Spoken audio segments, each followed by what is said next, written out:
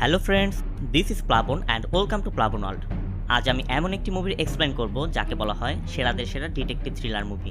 মুভিটার শুরুতে আপনার মনে হবে এটা একটা কমেডি মুভি। মুভিটির প্রতিটি ঘটনা আমি একটু ডিটেলসে এক্সপ্লেন করার চেষ্টা করেছি, তাই মুভির ডিউরেশনটা একটু বড় হবে, তাই আপনাকে ধৈর্য ধরে দেখতে হবে।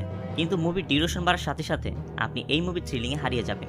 সবশেষে অপেক্ষা করবে মুভির টুইস্ট, যা দেখে আপনি বলবেন ও মাই গড। মুভিটির নাম এজেন্ট সাই শ্রীনিবাসা আত্রেয়া। মুভিটি 2019 সালে তেলুগু ল্যাঙ্গুয়েজে মুক্তি পায়। আজকের ভিডিও জেতার সুযোগটি নিয়ে নিন। শুরুটা হয় একটি বয়েজ হোস্টেলে। একটি ছেলের মামা তাকে কল করে কিছু একটা বলে। কথা শুনে মনে হয় তার বাড়িতে কোনো একটি অঘটন ঘটেছে, আর তাই তার মামা তাকে দ্রুত বাড়িতে যেতে বলে। ছেলেটি দ্রুত বের হয়ে যায় এবং সারাদিন বিভিন্ন জায়গায় জার্নি করে সন্ধ্যার পর তার বাড়িতে পৌঁছায়। এখান থেকে সিন স্কিপ হয় এবং আমাদেরকে 3 বছর পর নিয়ে যাওয়া হয়। এজেন্ট সাই শ্রীনিবাসা আত্রেয়া সে নিজেকে একজন ডিটেকটিভ মনে করে, আর তাই একটি ডিটেকটিভ এজেন্সি খুলেছে। এ হচ্ছে তার অ্যাসিস্ট্যান্ট স্নেহা। স্নেহাকে আত্রেয়া ডিটেকটিভ মুভি দেখাচ্ছে শেখানোর জন্য। আত্রেয়া নিজেও অবশ্য মুভি দেখেই নিজেকে ডিটেকটিভ ভাবে। শিরিশ নামক একজন আত্রেয়াকে কল করে। কথা শেষে আত্রেয়া আনন্দে নাচতে থাকে আর বলে গান্ধীনগর স্টেশনের পাশে কেউ একজন মারা গেছে। আসলে মারা যাওয়ার খবর শুনে সে খুশি হয়নি। এটা সুইসাইড না মার্ডার ছিল তা এখনো জানা যায়নি, তাই নতুন একটি কেস পেয়ে সে খুশিতে আত্মহারা। আত্রেয়া মুভির মতো নিজেকে ডিটেকটিভ হিসেবে ইউনিক ভাবে, তাই সে তার পোশাকগুলো এবং তার স্টাইল ইউনিক রাখার চেষ্টা করে এবং লাইফ স্টাইলও তেমনটাই। স্নেহাকে নিয়ে আত্রেয়া তার পুরনো একটি গাড়ি নিয়ে ওই ক্রাইম স্পটে যায়। তারা পৌঁছানো মাত্রই কেসের ব্যাপারে কথা বলতে শুরু করে। আত্রেয়ার হাতে একটি কফি কাপ থাকলেও এই কফি কাপটি ছিল খালি। আত্রেয়া পুলিশকে FBI পরিচয় দিয়ে ঘরের ভিতরে প্রবেশ করে এবং রিবন কেটে ডেড বডির কাছে যায় এবং পর্যবেক্ষণ শুরু করে। আত্রেয়া ওই ঘরের কোনায় কোনায় সার্চ করে এবং ওয়াশরুম, ডাস্টবিন, সব টেবিলে একটি সুইসাইড নোটও দেখতে পায়। এরপর আত্রেয়া স্নেহাকে বলে এটা কোনোভাবেই সুইসাইড নয়, এটা পূর্ব পরিকল্পিত মার্ডার, কারণ পরের টেবিলে তার কলম, বই, চকলেটস সবকিছু রাখা ছিল বাদিকে, অর্থাৎ সে বাহাত। তাহলে বন্দুক সে ডান হাতে কেন ধরেছিল? ডান হাতে বন্দুক চালানোর পর তার হাত থেকে সেটা পড়েনি। হতে পারে সে নার্ভাস হয়ে বন্দুকটি জোরে ধরেছে, তাহলে তার হাত বা তার আঙ্গুল ট্রিগারে থাকার কথা, কিন্তু এটি দেখে মনে হচ্ছে তার হাতে এটি রাখা হয়েছে সুইসাইড বোঝানোর জন্য। আর হাতের সিগারেটের ব্যাপারে বলে সিগারেট যারা খায় তাদের একটি অভ্যাস রয়েছে, পুরোটা না খেয়ে তারা ফেলে না, আর বিশেষ করে যারা দুশ্চিন্তায় ভোগে তাদের তো কথাই নেই। তাহলে এই মেয়েটি আদা খেয়ে নিজেকে গুলি মারলো কিভাবে? আর মেয়েটি যদি নিজেই সিগারেটটি খাবে তাহলে এতক্ষণ পর্যন্ত জ্বলে যাওয়ার কথা ছিল। পুরো ঘরে সিগারেটের কোনো চিহ্ন নেই, তাই কেউ একজন তার হাতে এটি রেখেছে এবং টেবিলে সুইসাইড নোট লিখে এটা বোঝাতে চেয়েছে যে ডিপ্রেশনে পড়ে সে সুইসাইড করেছে।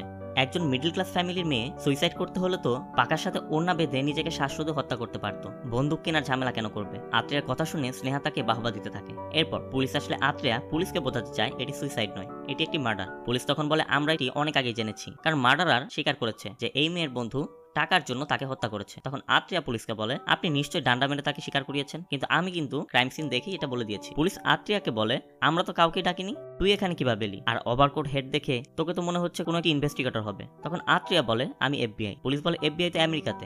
আত্রেয়া বলে তারা এটি কপি করেছে আমার থেকে। আর আত্রেয়ার FBI মিনিং হচ্ছে ফাতেমা ব্যুরো অফ ইনভেস্টিগেশন, আর ফাতেমা তার ফার্স্ট গার্লফ্রেন্ড ছিল, তার নামে সে কোম্পানিটি খুলেছে। আত্রেয়া পুলিশকে তার চেম্বারের কথা বলে এবং তার কার্ড দেয় এবং বলে সে যদি যায় তাহলে পুলিশকে সে ডিসকাউন্ট দেবে। পুলিশ আত্রেয়ার কথা শুনে আত্রেয়াকে মারধর করে এবং ঘাড় ধাক্কা দিয়ে সেখান থেকে বের করে দেয়। অপমানিত হয়ে স্নেহা নিয়ে সে এখান থেকে বের হয়ে পড়ে। পরদিন একজন পুলিশ দুজন ব্যক্তিকে নিয়ে যায় আত্রেয়ার কাছে। তারা মন্দিরের টাকা চুরির ব্যাপারে সেই দুজনকে নিয়ে এসেছে। আত্রেয়া তখন চোরকে ধরে দেয়। মূলত আত্রেয়া দুইজনকে দুটি আঙ্গুল ধরতে বলে। একজন তাড়াহুড়ো করে ধরছিল, তখনই আত্রেয়া বুঝতে পারে সেই চোর, কারণ যে দোষ করে সে তার দোষ ঢাকতে দ্রুত পদক্ষেপ নিতে চায়, আর যে দোষ করেনি সে ভাবতে থাকে। আর আত্রেয়া তাকে কিছু মিথ্যা কথা বললে সে তার সাথে সায় দেয়। তখন আত্রেয়া বুঝতে পারে সেই চোর। পুলিশ আত্রেয়াকে যাওয়ার সময় 11 টাকা দিয়ে যায়। মূলত 500 টাকা চুরির মামলা ছিল। এরপর আমরা দেখতে পাই আত্রেয়া তার বন্ধু শিরিশের সাথে কথা বলছে। শিরিশ একজন ক্রাইম রিপোর্টার। শিরিশ বেওয়ারিশ লাশের সব তথ্য বের করতে আত্রেয়ার হেল্প চায়। মূলত ইদানিং রেলওয়ে ট্র্যাকে মাঝে মাঝে কিছু লাশ পাওয়া যাচ্ছিল যার কোনো পরিচয় ছিল না, আর রেলওয়ের নিয়ম অনুযায়ী ওই বডিগুলোকে 3 দিনের মধ্যে কেউ খোঁজ না করলে সরকারি হসপিটাল থেকে পোস্টমর্টম করে জ্বালিয়ে দেওয়া হয়। শিরিশ তার নিজের অনেক কাজ নিয়ে ব্যস্ত, তাই এগুলো নিয়ে সে সময় দিতে পারছে না। তাই আত্রেয়া যদি চায় তাহলে সে ইনভেস্টিগেট করতে পারে। আত্রেয়া শিরিশকে বলে এই ধরনের কেসই তো আমি খুঁজছি, নতুন কোনো বডি পেলে তাকে যেন জানানো হয়। মূলত আত্রেয়া বড় একটি কেস খুঁজছিল। এরপর সিন স্কিপ হয়ে আমাদের সেই 3 বছর আগের ওই সিনে নিয়ে যাওয়া হয়। সেখানে আমরা জানতে পারি ওই দিন আত্রেয়ার মা মারা গিয়েছিল। আত্রেয়ার মা ছাড়া তার আর কেউ ছিল না। আত্রেয়ার মামা জানায় আজ পঞ্চতাণ্ডব লাগছিল, আর এই দিনে মৃতদেহ সৎকার করা অশুভ ছিল, তাই গ্রামের মানুষের কথা মতো আত্রেয়া আসার আগেই তার মায়ের সৎকার করেছে, কারণ গ্রামের রীতিরেওয়াজ এমন। আত্রেয়া অনেক কান্না করতে থাকে এবং বলে তাকে ছাড়াই তার মায়ের সৎকার কিভাবে করলো, এমনকি সে শেষবারের মতো তার মাকে একটিবার দেখতে পারেনি। আত্রেয়া তার মামার কাছে জানতে চায় এত কিছু কিভাবে হলো। আত্রেয়ার মামা তাকে বলে তোমার মা প্রতিবারের মতো আদি মহোৎসবে গিয়েছিল, ওইখানে নিয়ম অনুযায়ী ভক্তদের মাথায় নারিকেল ফাটানোর সময় তোমার মায়ের মাথাও নারিকেল ফাটায়। তারপর একদিন তোমার মা অসুস্থ হয়ে যায়। ডক্টর বলে নারিকেলের আঘাতে তোমার মায়ের মাথার নার্ভ নষ্ট হয়ে গেছে, এবং তারপর 2 ঘন্টা পর তোমার মা কোমায় চলে যায় এবং মারা যায়। এর পরের সিন আবার প্রেজেন্টে চলে আসে। শিরিষ আত্রিয়াকে ফোন করে জানায় ভেন কাটেছিলাম রেলওয়ে ব্রিজের পাশে একটি বডি পাওয়া গিয়েছে। খবর পেয়ে আত্রিয়া দ্রুত ওই বডির সন্ধানে বের হয়ে যায়। রেলওয়ে ট্র্যাকে যাওয়ার সময় আত্রিয়া ইমরান কার্স নামক একটি কার দেখতে পায়, যেটা ওই বডির আশেপাশেই ছিল। সেখানে সে একটি বডি দেখতে পায় এবং আত্রিয়া বডির কাছে গিয়ে পর্যবেক্ষণ করছিল। তখনই একজন পুলিশের সিআই এসে আত্রিয়াকে ধরে। এই সিআইয়ের নাম হচ্ছে গোপী। আত্রিয়া জানায় সে একজন ডিটেকটিভ আর খবর পেয়ে সে এখানে এসেছে, অথচ গোপী তাকে সাসপেক্ট ভেবে জোরপূর্বক থানায় নিয়ে যায়। খবর পেয়ে স্নেহা এবং শিরিষ আত্রিয়াকে ছাড়াতে ওই সিআই এর কাছে যায়। সিআই গোপীকে অনেক অনুরোধ করে, কিন্তু গোপী তাকে কিছুতেই ছাড়ে না। তাদেরকে কোর্টে গিয়ে বেইল আনতে বলে। এদিকে আজ কোর্ট বন্ধ। তখন শিরিষ আত্রিয়াকে বলে একটি রাত কষ্ট করে কাটিয়ে দাও, আগামীকাল কোনো একটি ব্যবস্থা করা হবে। আত্রিয়া তাকে বলে ডিটেকটিভের লাইফে একটা রাত হাজত বাস কোনো ব্যাপারই না। আত্রিয়া হাজতে থাকা সকলের কেসের সন্ধান নিচ্ছিল এবং তাদেরকে সমাধান দিচ্ছিল। তখন সবাই লাইনে দাঁড়িয়ে আত্রিয়াকে তাদের সাহায্য করতে অনুরোধ করে। রাতে পুলিশ মারুতি রাও নামক একজনকে গ্রেফতার করে হাজতে রাখে। মারুতি রাও কান্না করছিল। তখন আত্রিয়া তাকে বলে সে যে কোনো বিষয়ে তাকে হেল্প করতে পারবে। তখন মারুতি রাও আত্রিয়াকে বলে তার মেয়ে দিব্যা, সে অসহায় বাচ্চাদের সাহায্য করত, তাদেরকে লেখাপড়া করতো এবং তাদেরকে নিয়ে কাজ করত।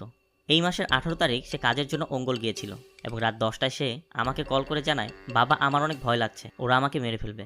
এরপর থেকে তার ফোন বন্ধ। আমি অঙ্গল পুলিশের কাছে গিয়ে তার মিসিং কমপ্লেন লেখাই, কিন্তু তারা আমাকে কোনো হেল্প করেনি। আজ তার লাশ পাওয়া যায় ক্ষতবিক্ষত অবস্থায়। দেখেই বোঝা যাচ্ছে তাকে জঘন্যভাবে কেউ রেপ করেছে এবং রেপের পর তাকে হত্যা করেছে। আমি বাবা হিসেবে তা দেখতে পারছিলাম না। পুলিশ বলে আমার মেয়ে তার প্রেমিকের জন্য সুইসাইড করেছে আর আমাকে মিথ্যা মামলায় ধরে নিয়ে এসেছে। মারুতিরাও বলে আমি দিব্যার ফোন থেকে কল রেকর্ড দেখেছিলাম, যেখানে রাত 8টা থেকে 10টার মধ্যে 3টি নাম্বার হতে তাকে 4 থেকে 5 বার কল করা হয়েছিল। মারুতিরাও ওই 3টি নাম্বার এবং দিব্যার ছবি আত্রিয়াকে দেয় এবং এটাও বলে আগামীকাল তাকে সাব জেলে ট্রান্সফার করা হবে। আত্রিয়া তাকে বলে যে সে 2 দিন পর সাব জেলে গিয়ে তার সাথে দেখা করবে। এদিকে সকালে আত্রিয়ার বেল হলে সে তার চেম্বারে চলে যায়। আত্রিয়ার মন খারাপ ছিল দিব্যার ব্যাপারটি নিয়ে, কারণ সে দিব্যার খুনিদের ধরতে চায়। সে অনেকদিন একটি বড় কেসের সন্ধানে ছিল আর এটা একটি বড় কেস ছিল যা সে সলভ করতে চায়। আত্রিয়া মারুতি রাওয়ের দেয়া ওই 3টি নাম্বার স্নেহাকে দিয়ে বলে তাদের ডিটেলস বের করার জন্য। স্নেহা ডিটেলস বের করলে দেখা যায় নম্বর 3টির 2জন পুরুষ আর 1জন মহিলা। পুরুষ একজনের নাম ছিল অজয় এবং আরেকজন ছিল হার্ষা এবং মেয়েটার নাম ছিল বসুধা, কিন্তু তার কোনো ছবি ছিল না। আত্রিয়া প্ল্যান করে এই 3 অ্যাড্রেসে গিয়ে যাচাই করবে তারা আসলেই ওই অ্যাড্রেসে থাকে কিনা এবং 18 তারিখে তারা কোথায় ছিল। প্ল্যান মতো আত্রিয়া অজয় এবং হার্ষার বাড়িতে কুরিয়ারের কথা বলে যাচাই করে এবং এও বলে 18 তারিখ আসতে চেয়েছিল, কিন্তু আসতে নিষেধ করেছিল তারা। তখন তাদের স্ত্রীদের কাছে জানতে পারে যে তারা 18 তারিখে অঙ্গল গিয়েছিল। এদিকে স্নেহা বসুধার বাড়ির ঠিকানায় যায় এবং সেখানে গিয়ে খোঁজ নিয়ে দেখা যায় এই নামে এখানে কেউই থাকেন। তখন বসুধা জানতে চায় যে আপনারা আসার আগে এখানে যারা ভাড়া থাকতো তাদের কোনো খোঁজ খবর জানেন? তারা অবশ্য বলে দেয় যে তারা এই ব্যাপারে কিছু জানে না, দরকার হলে তারা বাড়িওয়ালার নম্বর নিয়ে তার সাথে কথা বলতে পারে। এরপর স্নেহা তার কাছ থেকে বাড়িওয়ালার নম্বর নিয়ে চলে আসে। বসুধা এবং বাড়িওয়ালার নম্বরে অনেক চেষ্টা করলেও 2টি নম্বরই বন্ধ পাওয়া যায়। আত্রিয়া আর স্নেহা ধারণা করে অজয় আর হার্ষা যেহেতু ওই দিন অঙ্গল গিয়েছিল তাই তারা কিছু করতে পারে আর বসুধা হয়তো এই ব্যাপারে কিছু জানে। তাই অজয় এবং হার্ষার 2 থেকে 3 দিনের গতিবিধি তারা পর্যবেক্ষণ করার পরিকল্পনা করে। পরবর্তী দিন আত্রিয়া অজয়কে আর স্নেহা হার্ষাকে ফলো করতে থাকে। অজয় একটি কারের গ্যারেজে যায়। আত্রিয়া দেখতে পায় এটা ওই ইমরান কার্স যাদের একটি গাড়ি আত্রিয়া ওই দিন ভেঙ্কাটিচালামের ওই ডেড বডির কাছে দেখেছিল। অপরদিকে হার্ষা একটি শপিং মলে গিয়ে একজনের কাছ থেকে গোপন একটি খাম নেয় এবং হার্ষার খাম নেয়া এবং ওই ব্যক্তির বাইক নিয়ে চলে যাওয়া সম্পূর্ণ দেখতে পায় স্নেহা। অজয় একটি ছেলের থেকে একটি ব্যাগ নিচ্ছিল এবং আত্রিয়া সেটি দেখতে পায়। আত্রিয়া একটি ডাব বিক্রেতার ভ্যান থেকে দা এবং ডাব পড়ে যেতে দেখলে সাথে সাথে সে ওই দা এবং ডাবগুলো তুলে দেয়। আত্রিয়া অজয়কে ফলো করতে করতে একটি ব্যাংকের সামনে গিয়ে পড়ে, কারণ অজয় একটি ব্যাংকে চাকরি করত। তখন পুলিশ এসে আত্রিয়াকে বলে যে চুরির জন্য এখানে ঘুরছো। আত্রিয়া তখন বই বিক্রেতার অভিনয় করে এবং পুলিশকে বলে আমার কাছে এমন একটি বই আছে যেটা পড়লে আপনি হাবিলদার থেকে কমিশনার হয়ে যাবেন।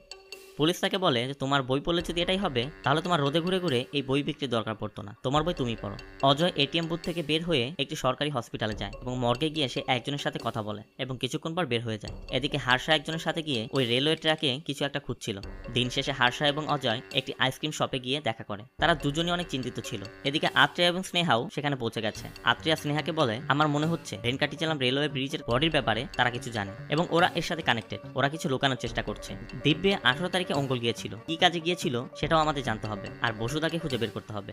এরপর অজয় আর হার্ষা চলে যায় এবং তারা সেখান থেকে বের হয়ে পড়ে। পথে বসুধার অ্যাড্রেসের সেই বাড়িওয়ালা স্নেহাকে ফোন করে এবং আত্রিয়া তার সাথে কথা বলে বসুধার ব্যাপারে জানতে চায়। বাড়িওয়ালা জানা এই নামে এখানে কেউ বসবাস করতো না আর যারা কিনা এখানে বসবাস করতো তারা এখন আমেরিকাতে গিয়ে সেটেল হয়ে গেছে। আত্রিয়া তখন বাসের পাশে একটি মেয়েকে দেখে দৌড়ে তার কাছে যায়। এই মেয়েটি দিব্যা, যার ছবি মারুতিরাও তাকে দিয়েছিল। কিন্তু সে কিভাবে বেঁচে থাকে? আত্রিয়া দিব্যার সাথে কথা বলতে গেলে ওই মেয়েটি জানায় তার নামই দিব্যা নয়। তখন ওই মেয়েটি তার বাবাকে ডাকলে তার বাবা আত্রিয়াকে সেখান থেকে চলে যেতে বলে। এই ব্যক্তি যদি দিব্যার বাবা হয় তাহলে মারুতিরাওকে, যে দিব্যার বাবার পরিচয় দিয়েছিল। আত্রিয়া একটু টেনশনে পড়ে যায়। আত্রিয়া স্নেহাকে নিয়ে ওই সাব জেলে যায় যেখানে মারুতি রাওর যাওয়ার কথা ছিল। পুলিশ রেজিস্টার চেক করে জানা যায় এই নামে 7 দিনের মধ্যে কাউকে এখানে আনা হয়নি। এরপর তারা ভেনকাটিচেলাম থানায় যায়। থানায় সেই সিআই গোপী আত্রিয়াকে দেখে টিটকারি করতে থাকে। আত্রিয়া মারুতি রাওর ব্যাপারে জানতে চাইলে তারা বলে এই নামে তারা কাউকেই ধরে আনেনি। আত্রিয়া তাদের কাছে জানতে চায় তাহলে ওই দিন রাতে যাকে আনা হয়েছিল সেকে। পুলিশ জানায় একটি মাতালকে তারা মদ্যপ অবস্থায় এনেছিল, পরদিন অবশ্য ছেড়ে দিয়েছে, আর তার নাম ছিল গোপালন। আত্রিয়া এবং স্নেহা ধারণা করে পুলিশ তাদের কাছে কিছু লোক আছে। গোপালন আত্রিয়াকে বলেছিল সে অঙ্গুল থানায় কমপ্লেন করেছিল, তাই তারা অঙ্গুল যাওয়ার প্ল্যান করে। স্নেহা তখন বলে তার মায়ের জন্য কিছু ঔষধ নিয়ে আসতে হবে। এরপর স্নেহা এলে তারা যাত্রা করবে। এই সময় স্নেহা 1 সপ্তাহের ছুটি চায়। স্নেহা বলে বিকানান রাজস্থানে কর্ণমাতার উৎসব শুরু হচ্ছে। আমার মা বলে ওই সময় দেবী দুর্গা ইঁদুরের রূপে আসে, তখন ওই ইঁদুরের মধ্যে সাদা ইঁদুর দেখতে পেলে অনেক শুভ হয়। গত বছর অবশ্য আমরা যেতে পারিনি, কিন্তু এবছর যাওয়ার প্ল্যান আছে। আত্রিয়া স্নেহাকে বলে তুমি পড়াশোনা করা এই যুগের একজন মেয়ে, অথচ তুমি অন্ধবিশ্বাসে বিশ্বাস করো, তোমার মাকে তুমি বোঝাতে পারো না। এরপর তারা অঙ্গল পুলিশ স্টেশনে যায়। অঙ্গল পুলিশের একজন এসআই সিরিসের পরিচিত ছিল, তাই তারা আত্রিয়াকে হেল্প করে। আত্রিয়া তার কাছে 18 তারিখ রাতে দিব্যা নামে একটি মেয়ের মৃতদেহের ব্যাপারে জানতে চায়। পুলিশ জানায় এই নামে কোনো মৃতদেহ পাওয়া যায়নি, ওই দিন একটি ছেলের মৃতদেহ পাওয়া গিয়েছিল, আর দিব্যা নামে কোনো কমপ্লেইনও এই থানায় রেজিস্টার নেই। থানায় কোনো ক্লু না পেয়ে তারা ফিরছিল, তখন ওয়াশরুমে যেতে তারা একটি জায়গায় থামে। আত্রিয়া দেখে খবর প্রকাশিত হচ্ছে অজয় নামে ওই ছেলেটির, যে কিনা ব্যাংকে চাকরি করত এবং আত্রিয়া তার পিছু নিয়েছিল, তাকে মার্ডার করা হয়েছে। এবং সাথে সাথে পুলিশ এসে আত্রিয়াকে অজয়ের খুনের জন্য গ্রেপ্তার করে। শিরিষ এবং স্নেহা এসে দেখতে পায় আত্রিয়া একটি চোরকে নিয়ে ইয়োগা করছে। অবশ্য আত্রিয়া বলে এছাড়া আমি করতেই বা পারি। 2 দিন অজয়ের পিছে পিছে আমি কাপড় বদলে বদলে ঘুরেছি, অজয়কে ফলো করেছি, বিভিন্ন জায়গার সিসিটিভি ফুটেজ দেখলে আমাকেই পাওয়া যাবে। পুলিশ প্রাইম সাসপেক্ট হিসেবে আমাকেই ধরেছে, এখন আমার করার কি আছে বলো? আমি যদি তাদেরকে বলি তারা আমাকে নিয়ে বরফের মধ্যে ভরে রাখবে, তাই তার থেকে বাঁচতে আমি চুপচাপ বসে আছি। আত্রিয়া বলে সব ঠিক আছে, কিন্তু অজয়কে মারলো কে? তখন হার্ষার কথা মনে পড়ে তার। আত্রিয়া বলে ওই রেস্টুরেন্টের বাইরে হার্ষার সাথে অজয়ের ঝগড়া হয়েছিল এবং অজয় মারা যাওয়ার পর হার্ষাকেও দেখা যাচ্ছে না। তখন হার্ষাকে কল করলে হার্ষার ফোন অফ পাওয়া যায়। তখন তারা হার্ষার এবং অজয়ের ব্যাপারে ধারণা করে যে হয়তো হার্ষা অজয়কে ফোন করেছে এবং হার্ষা গা ঢাকা দিয়েছে। তখন শিরিষ এবং স্নেহাকে হার্ষার খোঁজ করতে হার্ষার বাড়িতে যেতে বলে। এদিকে তাদের সব কথা শুনছিল এসআই ভামসি। স্নেহা ও শিরিষ আত্রিয়ার কথা মতো হার্ষার বাড়ি থেকে জানতে পারে হার্ষাকে কুপিয়ে হত্যা করা হয়েছে এবং তার বডি এত টুকরা করা হয়েছে যে পোস্টমর্টমও করা যাচ্ছে না। শিরিষ এবং স্নেহা এসে আত্রিয়াকে এই ব্যাপারটি জানায় এবং এও জানায় মার্ডার ওয়েপনের মধ্যে আত্রিয়ার ফিঙ্গারপ্রিন্ট পাওয়া গেছে এবং হার্ষা এবং অজয়ের বাড়িতে ড্রাগস পাওয়া গেছে এবং ওই ড্রাগসই আত্রিয়ার অফিসে পাওয়া গেছে। সেজন্য কেস স্ট্রং হয়ে গেছে। পুলিশ ভাবছে এটি ড্রাগ মাফিয়ার কেস হবে। ড্রাগের ব্যাপারেই হয়তো আত্রিয়া তাদেরকে খুন করেছে। আত্রিয়া তখন রিয়েলাইজ করতে পারে আসলে কি ঘটছে। আত্রিয়া তখন বলে যেদিন আমি অ্যারেস্ট হয়েছিলাম ওই দিন মারুতি রাও এসে তার মেয়ের কথা বলে। আমি ভেবেছিলাম এতদিন পর একটি কেস পেয়েছি আর এটি সলভ করলে হয়তো বা আমাদের এজেন্সির নাম বড় হবে। আমি ভেবেছিলাম আমি একজন বুড়ো ব্যক্তিকে হেল্প করছি। এই কেস আমি নেইনি, আমাকে এই কেস জোর করে নেওয়ানো হয়েছে। আমি কি করছিলাম? কেস সলভ করতে অজয় এবং হার্ষার পিছে পিছে ঘুরছিলাম। ইনভেস্টিগেশন তো কিছুই হয়নি, উল্টো আমার বিরুদ্ধে এভিডেন্স জোগাড় হয়েছে। আর ওই মার্ডার ওয়েপন একটি দা নিচে পড়ে যেতে দেখে আমি সেটা তুলে দিয়েছিলাম এবং সেটাই আমার ফিঙ্গারপ্রিন্ট ছিল, সেটাই তারা হয়তো বানিয়েছে। তখন স্নেহা বলে মার্ডার ওয়েপন একটি নারিকেল কাটার দা। অজয় এবং হার্ষাকে মেরে সব দোষ আত্রিয়াকে দিচ্ছে, আর গোপালন মিথ্যা বলছিল, তার নাম মারুতি রাও। আত্রিয়া এরপর স্নেহা এবং শিরিষকে বলে এখন তাদের মূল কাজ হবে অজয় এবং হার্ষা যাদের কাছে গিয়েছিল তাদের কাছ থেকে তথ্য নেওয়া। এবং গোপালন 3টি নাম্বার দিয়েছিল, যার একটি ছিল বসুদা। বসুদা হয় মারা গেছে, না হয় মারা যাবে, তাই তাকে খুঁজে বের করতে হবে। শিরিষ জানায় অজয় রাত 9টার দিকে মারা গেছে। তখন আত্রিয়া বলে 9টায় সে সাব জেলে ছিল, তাহলে সে কি করে হত্যা করলো? তাই ওই সাব জেলে গিয়ে ওই সিসিটিভি ফুটেজ নিয়ে কোর্টে যেন তার বেল অ্যাপ্লাই করা হয়। এরপর শিরিষ আত্রিয়াকে বেল করে, কিন্তু সিসিটিভি ফুটেজ ক্লিয়ার বোঝা যাচ্ছিল না, তাই আত্রিয়াকে 5 দিনের জন্য বেল দেওয়া হয়। তবে প্রতিদিন থানায় এসে তাকে সাইন করতে হবে।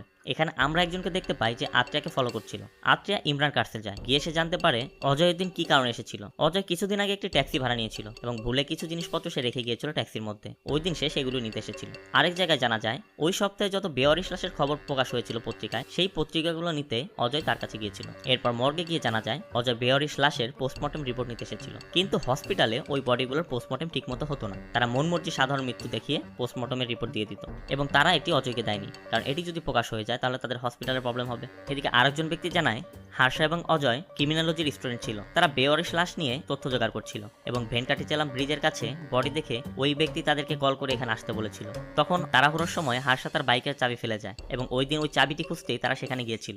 এরপর তারা অজয়ের বাড়িতে যায় এবং স্নেহা অজয়ের ওয়াইফের কাছে জানতে চায় অজয় যে বিষয় নিয়ে কাজ করছিল তার কোনো ফাইল বা ডকুমেন্টস তার কাছে আছে কিনা। প্রথমে অজয়ের ওয়াইফ দিতে রাজি হয় না, কিন্তু ইমোশনাল কথা শোনালে সে একসময় কিছু ফাইল দেয়। ফাইলটি নিয়ে তারা হার্ষার বাড়িতে যায়। গোপনে ভিতরে গিয়ে তল্লাশি করতে স্নেহা ওই খামটি দেখতে পায় যেটা হার্ষাকে একটি ব্যক্তি দিয়েছিল। তারা সেখান থেকে দ্রুত বের হয়ে যায়। তখন স্নেহা জানায় যে সে ভিতরে ফোন রেখে এসেছে ভুল করে। স্নেহা দৌড়ে যায় তার ফোনটি আনতে। এদিকে পিছের থেকে পলি দিয়ে মুখ ঢেকে কেউ একজন আত্মীয়াকে শ্বাসরোধে হত্যা করার চেষ্টা করে। স্নেহা এসে পড়লে ওই মুখোশধারী দৌড়ে পালিয়ে যায়। আমরা সেদিন দেখেছিলাম এসআই ভানসি আত্মীয়াদের সব কথা শুনেছিল, তাই সে থানার বাইরে এসে আত্মীয়ার সাথে দেখা করে এবং সব জানতে চায় আত্মীয়ার কাছে। আত্মীয়া তখন সবকিছু খুলে জানায় তাকে। তখন ভামসি স্নেহার কাছে জানতে চায় যে লোকটি হার্ষাকে খাম দিয়েছিল তার বাইকের নাম্বারটি সে দেখেছে কিনা। স্নেহা জানায় পুরোটা তার মনে নেই, তবে 7 নম্বর দিয়ে শুরু এটা তার মনে আছে এবং ওই বাইকটি দেখলে সে চিনতে পারবে। এসআই ভামসি আত্মীয়াকে জানায় সাইন করতে হবে, রাত হয়ে গেছে। তখন তারা থানায় চলে যায় এবং থানার বাইরে একটি বাইক দেখে স্নেহা জানায় সেম এরকমই একটি বাইক আমি দেখেছি। আসলে এই ধরনের বাইক শুধু পুলিশই ব্যবহার করে, তাই ভামসি এই এলাকার সকল পুলিশের বাইকের লিস্ট বের করতে বলে এবং লিস্ট অনুযায়ী স্নেহাকে দেখাতে থাকে যে কোন ব্যক্তির বাইক সে চিনতে পারে কিনা। তখন স্নেহা একজন ব্যক্তিকে চিনতে পারে। তখন এসআই ভামসি ওই কনস্টেবলকে ডাকে এবং তাকে জিজ্ঞাসা করে যে সে ওই দিন কী করেছিল।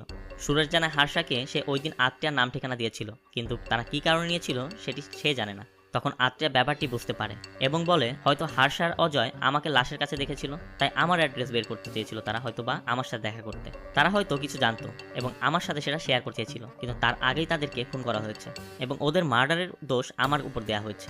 এটা অন্য কারোর উপরও তো দিতে পারতো, তার মানে সব কানেকশন ওই ডেড বডিকে নিয়ে। তখন আত্মীয়া এসআই ভানসিকে অনুরোধ করে ওই ডেড বডিটির পোস্টমর্টম করাতে, কারণ ওই বডিটির মৃত্যুর কারণ জানা গেলেই হার্ষ আর অজয়ের কানেকশন বোঝা যাবে। আত্মীয়া এবং স্নেহা বিদায় নিচ্ছিল, তখনই একজন বৃদ্ধ ব্যক্তি তার মেয়ের